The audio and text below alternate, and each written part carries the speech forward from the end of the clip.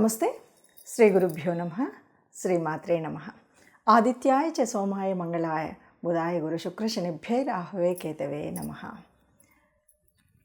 మనం వారం వారం చెప్పుకునేటువంటి ఫలితాలతో పాటు గోచారం అంటే గ్రహచారం, ఈ గ్రహాల యొక్క స్థితిని బట్టి అప్పుడప్పుడు మనకు తెలియకుండా కొన్ని యోగాలు మనకు కలుగుతూ ఉంటాయి.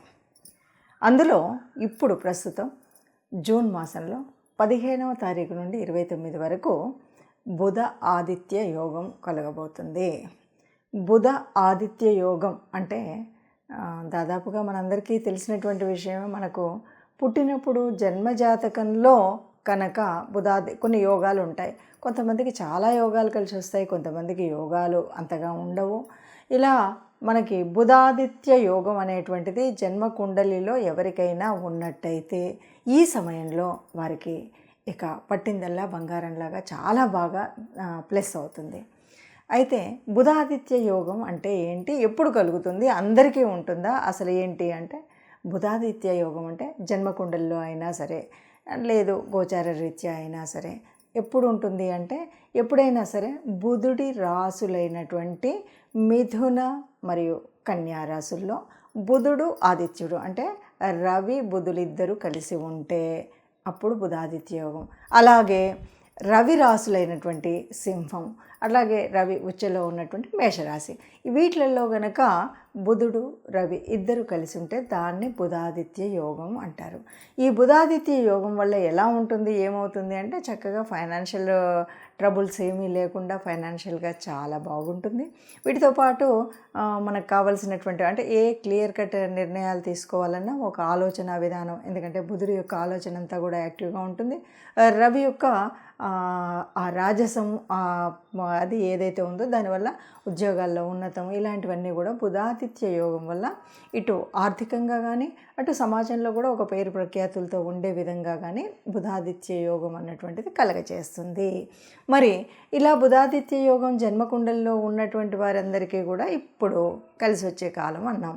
మరి అలా లేదు, యోగం లేదు, బుధాదిత్య యోగం మన జన్మకుండల్లో లేదు. మరి ఇప్పుడు ఎట్లా అంటే కొన్నిసార్లు ఎలా ఉంటుంది అంటే మనకి ఇలా గోచార రీత్యా ఉన్నప్పుడు మన జన్మకుండలిలో బుధాదిత్య యోగం లేదు కాబట్టి ఇలా మనకు గోచార రీత్యా వచ్చేటువంటి వాటిని మనం కొంత ఆ ఫలితాన్ని పొందడానికి మన యొక్క రాశి ఏ రాశిలో పుట్టినా సరే కొంత ఆ యోగాన్ని యాక్టివేట్ చేసుకోవడానికి కొన్ని పద్ధతులు ఉంటాయి. అంటే మనం ఎవరిని ప్రార్థించాలి, ఏ గ్రహాన్ని స్తుతించాలి, ఏం పనులు చేయాలి, దానివల్ల ఎలా యాక్టివేట్ అవుతుందని.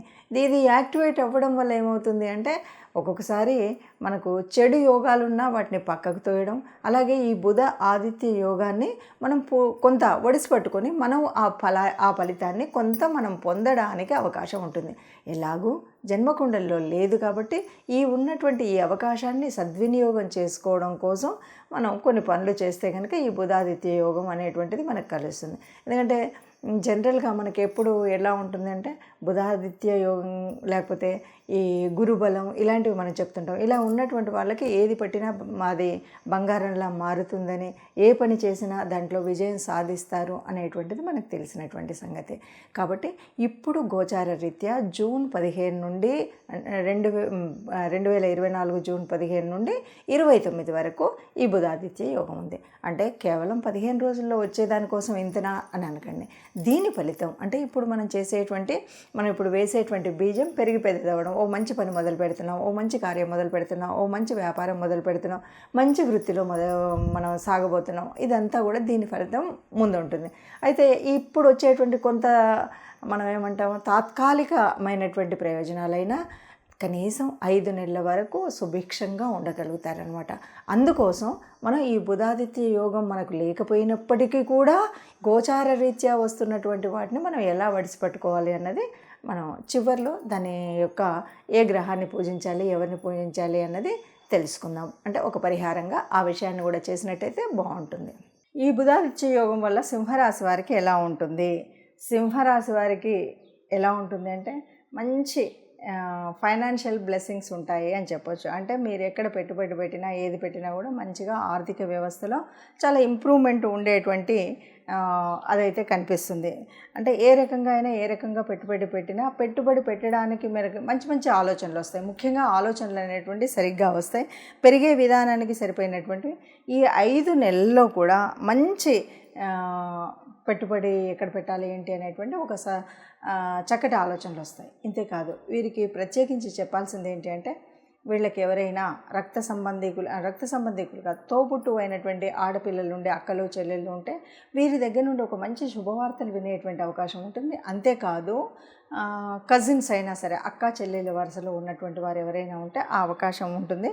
అయితే దీనివల్ల ఏంటి మరి అక్క చెల్లెళ్ళ వాళ్ళకు వచ్చేటువంటి మంచి మనకేం జరుగుతుంది, వాళ్ళకు ఉంటే మనకు దానివల్ల ఒక ఆనందం పెరుగుతుంది ఆ జరగబోయే వాళ్ళకి జరిగేది. అంతేకాకుండా దాన్ని కనుక మనం ఆస్వాదించినట్టయితే మనకు ఉన్నటువంటి ఈ బుధాదిత్య యోగం యాక్టివేట్ అవుతుంది అని తెలుస్తుంది. ఎప్పుడైతే అలా తెలుస్తుందో మనం మన యొక్క ఈ వచ్చేటువంటి స్థితిగతుల్లో చక్కగా ఉండాలి అని అనుకున్నప్పుడు ఈ బుధాదిత్య యోగం మీకు జన్మకుండల్లో ఆల్రెడీ ఉంది అంటే వెల్ అండ్ గుడ్. లేదు అంటే ఇప్పుడు ఏంటి అంటే మనం ఈ బుధాదిత్య యోగాన్ని మనం కూడా ఒడిసిపెట్టుకోవడం కోసం మనం చేసే ప్రయత్నాల్లో చెప్పబోయేటువంటి పరిహారాలని చేసుకుంటాం. ఆదిత్య హృదయాన్ని చదువుకుంటాం, సూర్య నమస్కారం చేస్తాం, శ్రీరామ స్తోత్రం చదువుతాం, ఇలాంటివన్నీ చేస్తాం అనమాట.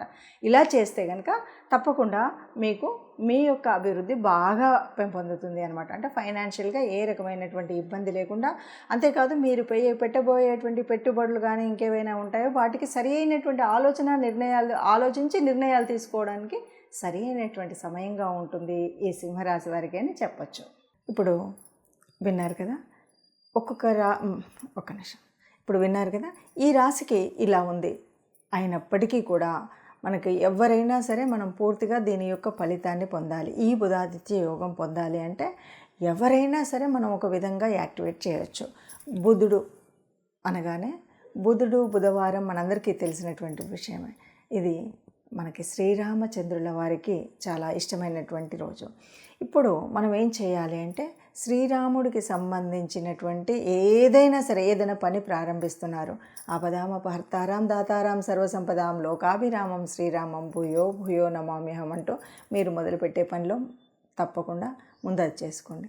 అలా నాకు పెద్దగా శ్లోకం రాదు అంటే జస్ట్ ప్రతిసారి కూడా మనం ఒకరికి నమస్కరించినా ఒకరితో మాట్లాడినా అంతెందుకు ఇవాళ రేపు ఫోన్ ఉంది, హలో అనే బదులు జై శ్రీరామ్ అనండి. ఎవరినో పలకరించినప్పుడు, ఎవరినో కలిసినప్పుడు, ఎవరితో మాట్లాడినప్పుడు అలా రామనామము ప్రతినిత్యం కనుక ఉన్నట్టయితే ఏ రాశి, ఈ రాశి అని కాకుండా ఏ రాశి అయినా కూడా ఇప్పుడున్నటువంటి అంటే గోచార రీత్యా ప్రకృతిలో కదులుతున్నటువంటి ఈ నవగ్రహాల యొక్క శక్తి ఏదైతే బుధుడు ఆదిత్యుడు కలిసి ఉన్నటువంటి ఈ శక్తిలో మనకి కొంత ఫలితం పొందేటువంటి అవకాశం ఉంటుంది.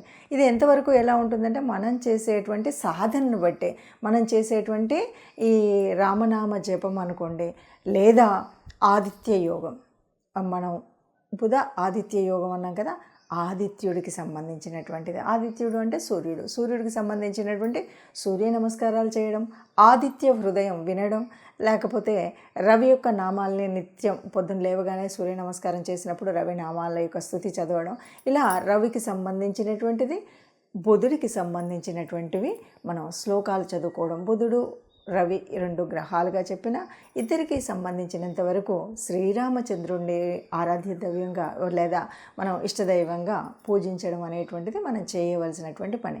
ఇలా చేసినప్పుడు ఏమవుతుంది అంటే మనకు ఏదో నిద్రాణంలో ఉన్నటువంటి ఆ శక్తి ఏదైతే ప్రకృతిలో ఉందో అది మనకు కొంత లభించేటువంటి స్థితి వస్తుంది, అది మనం పొందే స్థితి వస్తుంది. కాబట్టి ఎవరికైతే జన్మకుండల్లో బుధాదిత్య యోగం ఉందో వారికి చాలా ఎక్కువ 100% రిజల్ట్ రావచ్చు.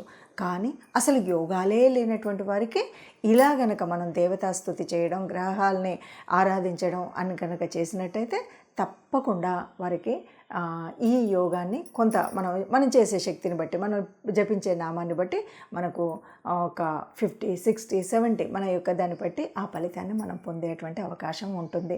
కాబట్టి అందరూ కూడా ఈ అవకాశాన్ని సద్వినియోగం చేసుకుని ఉన్న దాంట్లో, అంటే మనం ఇప్పుడు ఒక ప్రకృతి మనకి తిరుగుతున్నటువంటి గ్రహాల మూలంగా మనకు ఒక అవకాశం వచ్చింది.